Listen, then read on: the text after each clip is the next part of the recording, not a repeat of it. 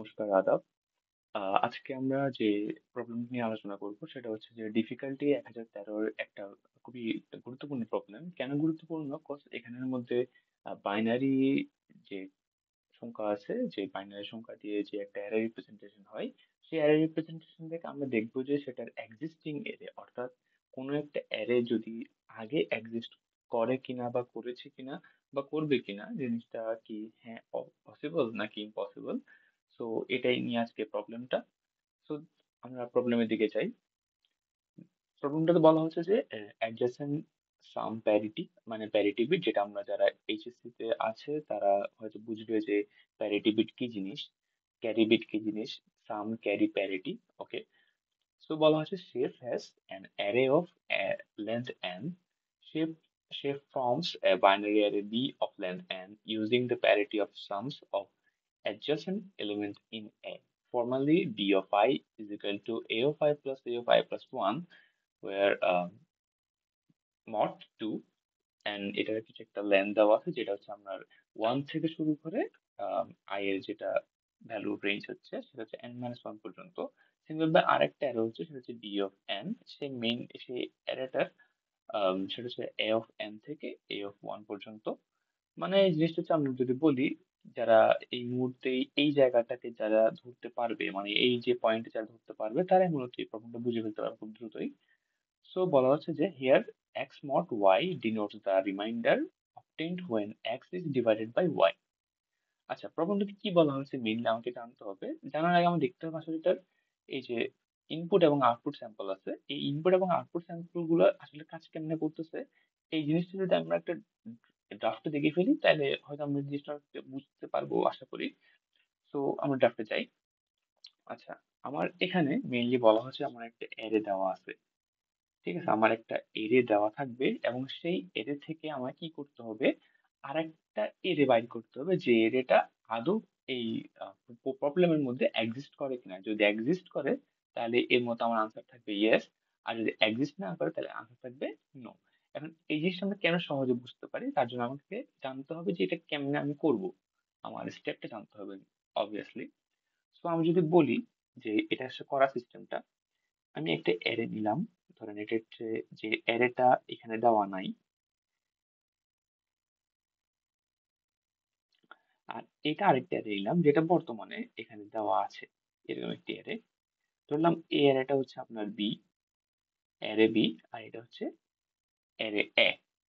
তো এখন কথা হচ্ছে যে আমার এই অ্যারে এটা আদৌ এক্সিস্ট করে কিনা সেটা আমাকে দেখতে হবে যে অ্যারে অফ বি থেকে। কেমনে? অ্যারে অফ বি এর যে প্যারিটি গুলো আছে সেই প্যারিটি গুলো নিয়ে আমাকে দেখতে হবে যে আদৌ অ্যারে অ্যারে এটা এক্সিস্ট করে কেমনে।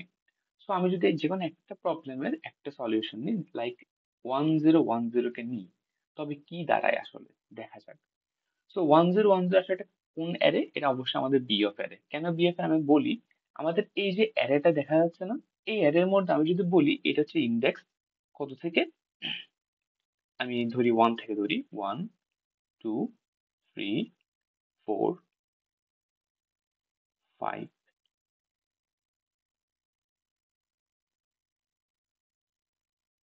ওকে, সমস্যা নেই, আমি 1 থেকে ধরি বা 0 থেকে ধরি, আমাদের কোনো সমস্যা হবে না। যে খালি বুঝতে হবে যে আসলে এই অ্যারেটার যেটা আপনার কাজ যেটা হচ্ছে সেটা কেমনে হচ্ছে, জিনিসটা হচ্ছে এটাই। এখন এখানে যদি আমরা আমাদের প্রবলেমের মধ্যে দেখি, তো এখানে বলা হচ্ছে যে array of I plus array of I plus 1 mod 2। ওকে, তো array of I কোনটা? array of I হচ্ছে এটা অবভিয়াসলি, এবং array of I plus 1 হচ্ছে জাস্ট এইটা। এই দুইটা অ্যারের ভ্যালু এর মড যেটা হবে সেটা হচ্ছে আমাদের array of I, যেটা মেইন অ্যারে।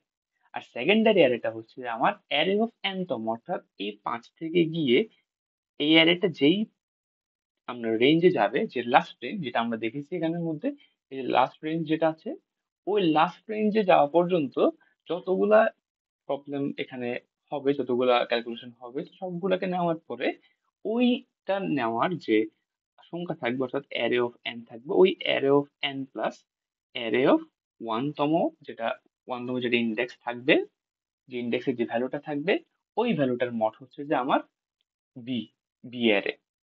সো কথা বুঝতে যদিও এটাকে অনেকটা ডিফিকাল্ট, বাট অত বেশি ডিফিকাল্ট না যদি আপনারা এটাকে ভালোভাবে গভীর থেকে বোঝার চেষ্টা করেন তবে। অর্থাৎ আমি যখন আমার এই অ্যারেটা বাইর করতে হবে, তখন আমাকে দেখতে হবে হচ্ছে যে এই বি অ্যারে যেটা আছে, এই বি অ্যারেটা, এটার অ্যারের যে নাম্বার যেগুলো আছে, অর্থাৎ আমার এখানে যাই যাই দেওয়া আছে এখানে, ঠিক আছে, এগুলার যোগফল, অর্থাৎ এগুলার প্রত্যেকটার যোগফল, প্রত্যেকটা ইন্ডেক্সের যোগফল ইভেন অথবা অড কিনা, ইভেন অথবা অড কিনা এটা আমাকে চেক করতে হবে। এখন প্রশ্ন হচ্ছে যে আমি এই জিনিসটা চেক করব, তো করব কেমনে? এই যে ইভেন আর অড যে প্রবলেমটা আছে, এটা আমি চেক করব, তো করব কেমনে, কথা একটা আছে না?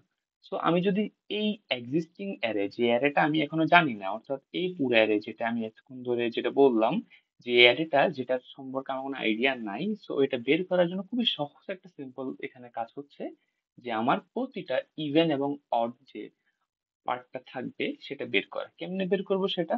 আমি প্রতিটা, যে এখানে যতগুলা ইন্ডেক্স আছে, যতগুলো প্রবলেমে যতগুলা নাম্বার আছে, সবগুলো নাম্বার বাইনারিতে অবশ্যই থাকবে, যেহেতু এটা বাইনারি প্রবলেম। সো এই নাম্বার গুলার যদি যোগফল যদি ইভেন হয়, তাহলে কি হবে, আমার প্রবলেমটার আনসার ইভেন হবে, সরি, প্রবলেমটার আনসার ইয়েস হবে, আর না হলে সেটা নো হবে। নিশ্চয় আমি একটু দেখি আসলে এটা ইভেন অর, ইভেন আর যেটা অড আছে সেটা আমি আসলে বের করবো কেমনে। আমরা এমনিতেই জানি যেটা হচ্ছে যে ইভেন প্লাস ইভেন, আনসার কি আসে, even. Odd plus odd, answer কি আসে, ইভেন। কেন ইভেন আসে আমি যদি একটু উদাহরণ দিই, ধরেন অড এর মধ্যে আমার কাছে আছে 3 + 9, আনসার হয় 12। ওকে, সো অড অড মিলে ইভেন আসে, ইভেন ইভেন মিলে ইভেন আসে। কিন্তু এই দুইটার ব্যতিক্রম হলে, অর্থাৎ এই দুইটা যদি না হয়, ঠিক আছে, তখন কি আসে, তখন আসে অড, তখন আসে অড। কেমনে অড আসে? ধরেন আপনার কাছে আছে একটা 3 যেটা হচ্ছে ইভেন নাম্বার, আর একটা আছে 2 যেটা হচ্ছে অড নাম্বার। তো 3 + 2 দুইটা যখন যোগ করবো তখন আনসার আসে আমার 5, আনসার আসে আমার 5। এক্স্যাক্টলি সেম প্রসেসে যখন আমি আরেকটা প্রিভিয়াসলি ইভেন নিয়ে করবো, দুটি প্রিভিয়াসলি ইভেন যদি আমার 4 হয় এবং নেক্সট অড যদি আমার 5 হয়, ওকে, দেন আনসার আসে আমার 9। তার মানে আমি যদি এই দুইটা নিয়মের বিপরীতে গিয়ে কোনো কিছু করি, তাহলে আমার আনসার অলওয়েজ অড আসবে, তাই তো? তাহলে এবারে যদি আমি আমার দেখানো, যে প্রিভিয়াসলি যে দেখানো মেথডটা আছে, যে মেথডে বলা হচ্ছে যে আমি যদি বি অফ অ্যারের মানে, অর্থাৎ বি অ্যারের মানগুলোকে, যে 1 0 1 0 যে আম, আমার কি বলে ইনপুট নিব, সেই ইনপুট গুলোকে যদি আমি যোগ করে দিই, যোগ করার ফলে যে আনসারটা আসবে সেটা যদি ইভেন হয়, তবে আমার এক্সিস্টিং অ্যারে থাকবে, মানে আনসার হবে ইয়েস। আর যদি, আর যদি এটা না হয়, অর্থাৎ এটা যদি ইভেন না হয়, তাহলে আমার আনসার আসবে তো এমনি তো অড আসবে, এবং আমি আউটপুটে দেখাবো নো, আউটপুটে জাস্ট কি দেখাবো, নো। আর এটাই হচ্ছে আমার প্রবলেমের পুরোটা সলভ। কথা কি বুঝতে পারছি? যারা যদি বুঝে থাকেন তাহলে আমি এখন প্রবলেমের দিকে চলে যাবো গা, বেশি লেট না করে। সো আমরা প্রবলেমে আসি। তো প্রবলেমটা মেইনলি বলা হচ্ছে এখানে কিছুই করতে হবে না, আমাদেরকে কয়েকটা ইনপুট নিতে হবে। প্রথমত ইনপুট নিব হচ্ছে আমরা n এর জন্য, কেন আমরা লাস্ট কত পর্যন্ত রেঞ্জ আছে ওইটা আমাকে নিতে তো হবে, মাস্ট বি। তো এরপরে নিব হচ্ছে আমি n, অর্থাৎ ওটাকে ইনপুট নিলাম। দেন আমি একটা ভেক্টর ডিক্লেয়ার করব, কত আমার অ্যারে সাইজের জন্য, যে কত অ্যারে সাইজ হবে সেটা, তারপর আমি ভেক্টর একটা ডিক্লেয়ার করবো, দেন এর মধ্যে আমি n কে রাখবো, এন্ড দেন আমি একটা লুপ চালাবো, যেটা হচ্ছে int i is equal to 0, i less than n i plus plus।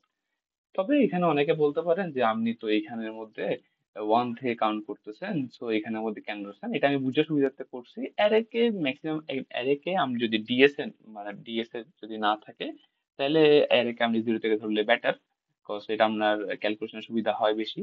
আর যদি চান যে আপনি না ইয়া থেকে ধরবেন, 1 থেকে ধরবেন, তাতে কোনো সমস্যা হবে না, এক্স্যাক্টলি কাজ সেম। তো সিন নিব হচ্ছে অ্যারে, ওকে। বাট এখানে একটা কথা, যে আমার এই যে প্রবলেম, যারা এইচএসসি তে আছেন, এটা তাদের জন্য মূলতই, যারা আইসিটি তে পড়েছে, যে এই ধরনের যারা প্রবলেম করেছে তারা বলতে পারবে যে এটা আসলে কোন ধরনের প্রবলেমের অংশ। ঠিক আছে? এটা মূলত হচ্ছে যে একটা XOR প্রবলেম। এটা হচ্ছে একটা XOR প্রবলেম। কেন XOR প্রবলেম? XOR প্রবলেমে আমার ইনপুটের জিনিস দুইটাই কি থাকতে হয়? সেম থাকতে হয়। যদি ডিফারেন্ট থাকে তাহলে আউটপুট আসবে 0, আর সেম থাকলে আউটপুট আসবে অলওয়েজ 1। অলওয়েজ 1 মানে ট্রু। 1 মানে ট্রু। আর আমার এখানে 1 বা ট্রু হওয়াটাই হচ্ছে আমার আনসার, মানে ইয়েস। আর যদি নো হয় তাহলে আমার আনসারও নো আসবে। অর্থাৎ যদি 0 হয়, অর্থাৎ এটা হচ্ছে যদি ফলস হয় তাহলে আমার আনসার আসবে নো। কথা বুঝতে পারছি? সো এই দুইটা বাদে এই দুইটা যখনই থাকবে, অর্থাৎ যখনই সেম টু সেম যে পার্সোনালিটি যে যাকে চুজ করবে সে দেখতে তার মতো হবে, তখন সেটা হবে এক্সর। আর যদি সে দেখতে তার মতো না হয় তাহলে সেটা আমার এই প্রবলেমের জন্য হবে না। সো আমি এখানের মধ্যে এক্সর এর ভ্যালুটা আমি 0 করে রাখবো। কেন 0 করবো সেটা আমি প্রবলেম করার শেষে বুঝে দিব, যেখানে আমি কেন 0 করে রাখলাম। যদি আমি বলেছিলাম যে যখন আমি কোনো কাজ করবো আমার স্পেস যদি 0 না থাকে আমি কোথার মধ্যে আমার জিনিসটাকে রাখবো।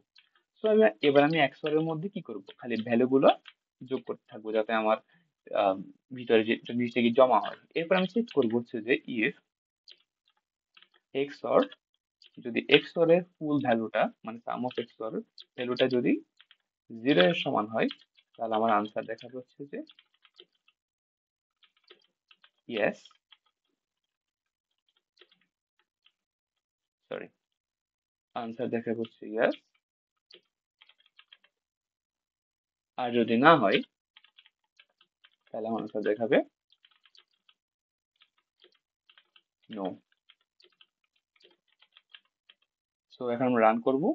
আমি দেখবো আমাদের কি প্রবলেম আনসার আসে। আমাদের যেহেতু হিসাব মতে হচ্ছে আমাদের ইয়েস নো ইয়েস নো আসার কথা, and the fine yes no that's the right answer. তো এখন আমরা সাবমিট করে দেবো। সাবমিট হলে good for us. Hopefully you got it right. Okay, fine.